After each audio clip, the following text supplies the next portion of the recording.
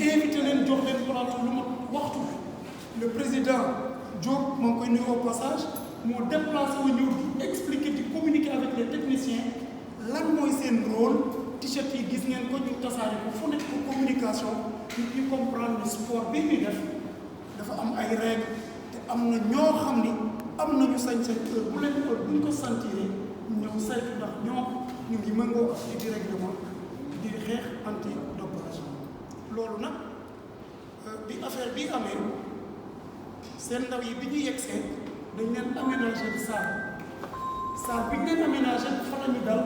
mooy vestiaire u arbitre ñu aménagé ko def ko ay box pour que ku ñu soxla ci athlètes yi bëri ci journée le 24 novembre moomu ñu indi ko foofu testé ko xool ndax jël na wala jubut léegi présenté wu nañ ci ñun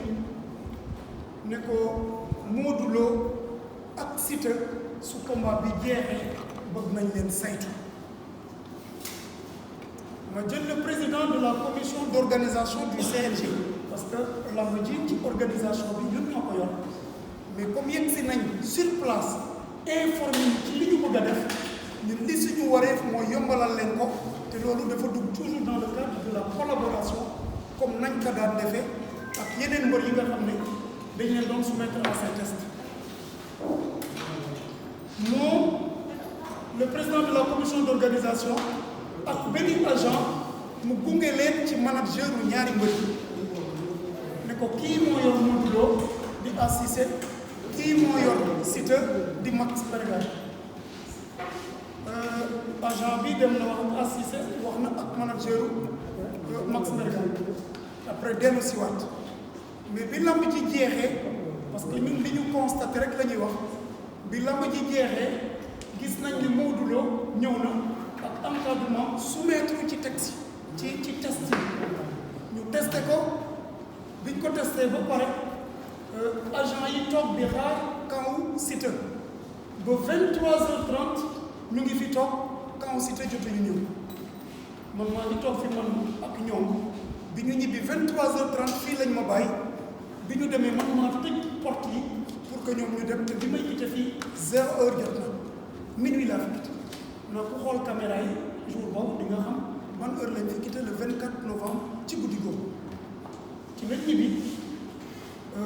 amatuñ ci retour ba le 9 janvier Siteu un promoteur di Baye Ndiaye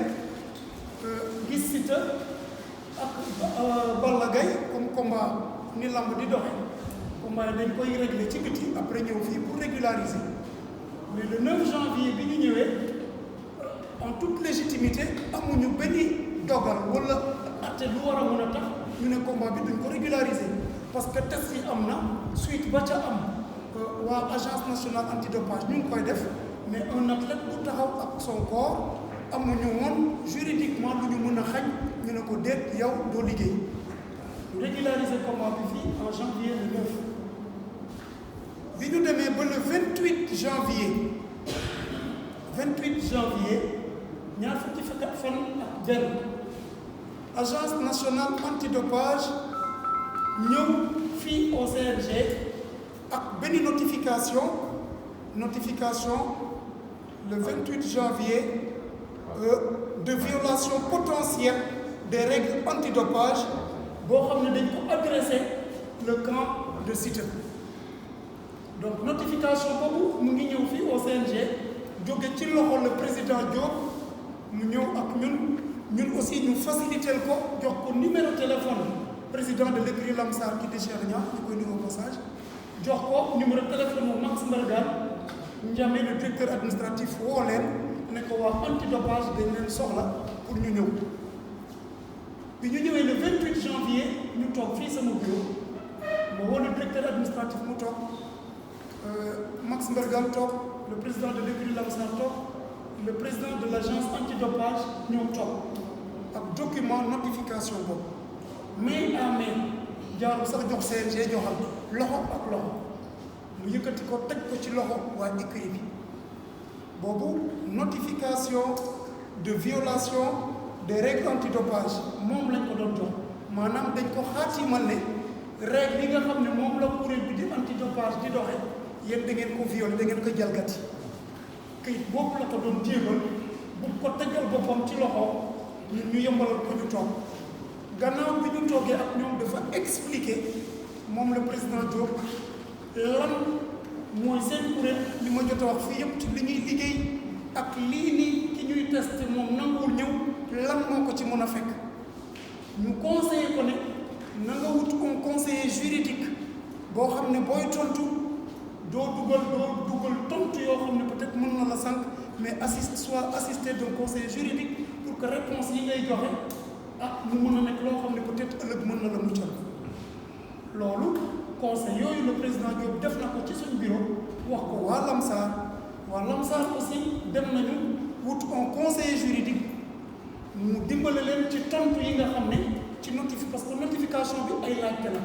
lu tax ñëwoo def si lii lu tax lii réponse yooyu la doon ne na xool bu baax lan lay tontu ci réponse yooyu bi mu tontoo réponse yi mu bind da leen koy yónnee parce que dañu échanger ay mail ñoom waa écurie Lamsar ak waa agence antidopage échanger nañ ay adresse email adresse yi ñu échanger yooyu la réponse yi waa Lamsar def yónnee directement waa agence réponse yi sax jaarul CNG pour vous dire pour confirmer que ñoom dañuy liggéey directement ak les athlètes ak les concernés ñoom bi ñu jotee réponse yooyu le 11 février lañ jot réponse bi donc lii c'est le 28 janvier le 11 février la waa agence waa Lamsar moom la ñu envoyé réponse bi ñu leen joxoon le 11 février le 4 avril une notification des charges vous a été adressée pour accuser formellement d'avoir commis une violation des règles conformément à l'article 2.3 des règles et aucune réponse n'a été reçue de votre part kon fii nii le 4 avril bi ñu yeggee le 4 avril boobu fekk jot nañu réponse waa Lamsar ci le 4 avril la ñu tontu ne ko dañ leen accuser kon malgré tontu nañ mais accusé nañ leen réellement que dañu violé texte loolu nag ñoom bu ñu ko bindee ñoom première note bi ñu bind ñoom waa agence nationale antidopage note boobu dañu def ampliation CNG def ampliation United World Wrestling maanaam ñi nga xam ne kuréel bi nga xam ne ñoo ngànk lamb ci àddina bi après yónnee ko waa agence nationale fii parce que réponse boobu mu ngi jóge ci agence régionale antidopage mooy ñi ngànk pays Afrique yi ñoom ñoo bind lawal ko ci agence nationale bi lawal ko ci CNG lawal ko ci union mondiale de la lutte United World Wrestling ampliation nag ku ko xam mooy dama yëgal diw ni lii jox naa ko diw ñu yëgal ñu le 4 avril ne jox nañ ko note boobu ñu jot notification bi ni ko ñee jot le 4 avril bi mu passé comme indiqué notification bi ñu ko defee toog nañu gisuñu réaction waa écurie Lamsar ci notification boobu ñu def le 4 avril le 28 mai ci lañ bind notification des charges maanaam ne daan yi dinañ leen ko teg parce que dañu considérer ne ku bañ a def test yi dañ lay considérer comme ku doppewu waxuñu ne dafa doppewu mais ci seen règle ku ñu ne kaay def lii defoo ko dañ lay jëlee comme ku ko def donc ñu notifier ko loolu ne ko nag am nga ñaar fukki fan ak benn pour nga dugal appel pour que daan yooyu bañ a tegu sa kaw wala boog pour nga am chance daan yi bañ a tegu parce que bind taxul ñu bañ la teg daan mën na ko tax comme mën na ko ñàkk tax 21 jours après loolu amul le 18 juin ci la délai bi jeex délai bi nga xamante ne ci la ñu waroon def appel délai bi jeex na jusque là damay leeral ne agence bi day traiter directement ak les concernés mais ñun ampliation la ñuy jox te li suñ devoir ci la ñuy yem pour tënku ci li nga xam ne ñun dañuy respecter seeni charte ñoom. Le 18 ci la délai de recours bi jeex le 27 juin ci la ñu bind que daan yi kii di le manager Max Mbergane ak le lutteur Moustapha Senghor di Siteu teg nañ ko daanu ñaari at boo xam ne mu ngi commencé le 28 mai 2025 war a jeex le 28 mai 2027 muy ñaari at yoo xam ne teg nañ 2027 lañ bind c'est ñaari at 2025 2027 donc ñaari atu daan yoo xam ne teg nañ ko kii di Max Mbergane ak kii di lutteur Siteu pour violation règle antidopage lii ñu le 28 ñu génnee ko foofu damay taxaw leeral tuuti parce que biñ ko génnee le 28 ñun mu ñu fekk umpul kenn dañu nekk ci collaboration ak la fédération gambienne de lutte am protocole bu ñu xaatimoon fii ak ñoom naka la ñuy def pour lambu Sénégal lambu Gambie yegg si fii ci lambu Sénégal toll te xam nañ ne ñaari dëkk yi gis nañ ay partenariat yoo xam ne son excellence le président Diomaye signé nañ ko ak Adama Barrow ci loo xam ne naka la ñuy def pour collaboration bilatérale entre ñaari dëkk yi gën a sax yàlla dogal collaboration boobu ci domaine sport bi ñu nekk jëf ji ñu def gën a dëggal loolu pour wane ne ñaari réew yi benn la loolu ñu gunge ji leen gannaaw bu ñu organiser le drapeau du chef de l'État ca Ziguinchor ñoom aussi ñu ne dañu bëgg a organiser comme ñun te ci ñun lañ bëgg a sukkandiku pour ñu jàppale leen ci formation ay techniciens ci organisation naka la ñuy def ba seen 7 régions organiser drapeau chef de l'État ñu nekkoon foofu noonu à partir du 24 ba le 28 le 28 moo nekkoon final yi ci jour final yi la note bi wàcc muy le 28 ñu nekk ci stade Baka stade boobu ñu doon organiser maa nga fa woon Khalifa Sow mu nga fa Ndiame mu nga fa Babacar Diop mu nga fa pendant la compétition ci la note bi génn parce que heure boobu face à face baa ngi daw ñu jékki-jékki affaire bi génn ñun fi ñu nekk amuñu connexion ñu ngi foofu 22h amuñu connexion ñu ngi suivre ba benn journaliste ay journaliste yónnee ma ne ko président ak notification bi Siteu dañ ko teg daan bi ma ne ko yëgaguma ko en toute sincérité yëgaguma ko parce que connecté gu ma jotuma benn texte parce que fi ma toog gisaguma ko ci ñoom laa ko yëg te ku wax dëgg aussi noonu la dem parce que amuñu connexion waxuma ne yónneewuñu ko mais jotuma ko gisuma ko parce que fi ma ne amaguñu woon connexion bi ñu ñibbee kër ga nga xam ne am na wifi ñu connecté dugg ci boîte CNG bi ñu gis ne yónnee nañ ko à 19h26 ou 6 donc ça veut dire que la notification jot nañ ko mais instant bi ñu ko presse bi di yónnee boobu ñun gisaguñu ko loolu c'est dafa mën a leeral parce que am na une certaine presse bu gën naan li président wax amul mais yàlla xam na ne li mu wax nii la dem parce que amuñ ci benn intérêt di wax loo xam ne vraiment suñu crédibilité ak suñu kii ëpp na loolu di wax pour protéger mooy ñëwaat ci kaddu yooyu parce que loolu bi mu amee dañu gis ne violation kuréel bi jël na dogal te kuréel boobu ci li muy liggéey ñun ñoo ko ciy jàppale kuréel bi day liggéey ñu nekk en phase ak kuréel bi parce que képp koo xam ne tënkukaay li nga xam ne moom la pays bi ratifié ñun ñu nekk ci pays bi kon ci loolu rek la ñuy dox dañ leen di encourager gën leen jàppale ci seen liggéey pour que ñu am un sport propre muy agence nationale antidopage te désormais dinañu jël le bâton de dinañu jóg pour gën a communiquer surtout ñi nga xam ne dañu yor média yi surtout yéen ma leen ci interpellé ñu gën a jàllal le message pour que lu mel nii ba jot dal benn athlète ñun nag mënuñu vraiment cautionner ñoo loo xam ni dañu war a dem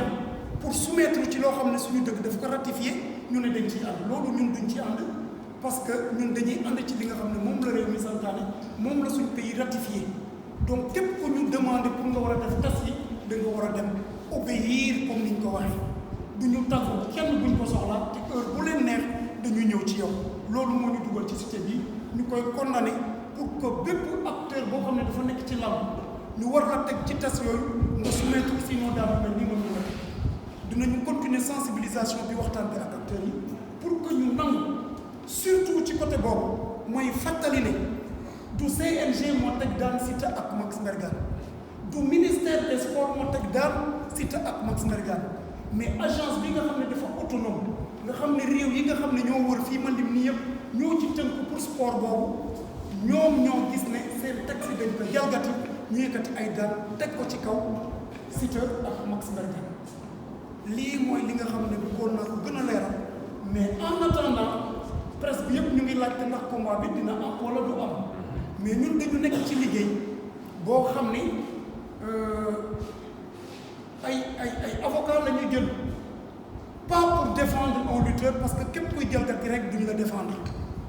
mais pour que ñu am comme délai yi ñu waxoon appel weesu na jël nañ ay avocat pour waxtaan ak ñoom xool yan voies et moyens lañ mën a am pour li nga xam ne mooy bés boobu buñ ko mënee muccal loolu ñu ngi ci te di ñaan yéen ñi communiquer ñu organiser seen communication parce que li ñuy defar am na nu ngeen di communiquer da ngeen koy yàq te xam naa ne yéen ñëpp bëgg ngeen combat bi am Sénégal àdduna bi yëpp bëgg nañ combat bi am mais ci kaw ñu xool communication bi nga xam ne moom la ñuy def kenn mënul forcer agence bi ne par force nga bàyyi parce que ñoom dañu nekk ci texte dañu nekk ci li nga xam ne ci yoon lañu nekk te yoon boobu ñu nekk ñun dañ leen koy jàppale néanmoins jël nañ ci ay avocats yoo xam ne dinañu teg ci yoon te ñu ngi ci depuis boobu ba léegi on n'a pas communiqué mais ñu ngi ci pour ñu won ñu yan yoon lañ mën a def dans pour am ay mesures conservatoires ne serait-ce que pour bés bi rëcc moom ñu mën a xool peut-être investissement bi nga xam ne ay nit def nañ ko ci làmb ji mu di mbër yi nga xam ne ñooy bëri ci làmb jooju liñ ci investir ci xaalis liñ ci def parce que du ñàkk